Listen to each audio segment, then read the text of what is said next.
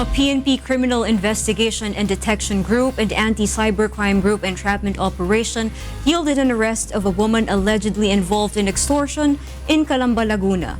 Bernard Dadis will tell us why.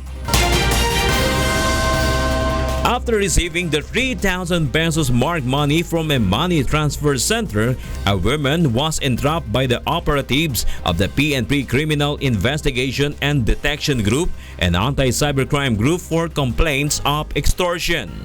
The suspect, identified as Catherine Ramos, was arrested after the victim tipped authorities that Ramos attempted to extort money from her. The victim said she was surprised to discover that the person who goes by the name Billy Jade and threatened to upload her sex videos on social media unless she pays 70,000 pesos is her very own friend.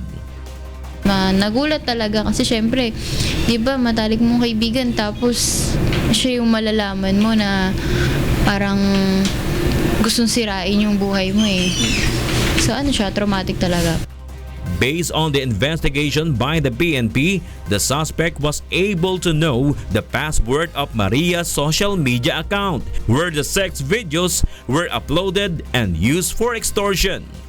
Yun po rin ang gusto naming sabihin na kung pwede, wag na lang yung videohan yung mga ginagawa nyo kasi ito po yung mga iniintay na pagkakataon ng mga suspect natin. So wag po nating hayaan na i-take advantage na lang yung opportunity na makakuha ng sex video sa inyo.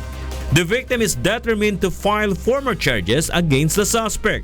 Authorities remind their compatriots who are social media enthusiasts. Ingatan nyo po yung mga Facebook nyo.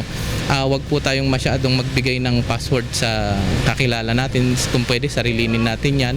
Wag din po nga hayaang maiwan na nakabukas yung Facebook nyo sa mga public na pwedeng paggamitan ng internet kagaya sa office at saka sa computer shop. Bernard Dadis, UNTV News and Rescue.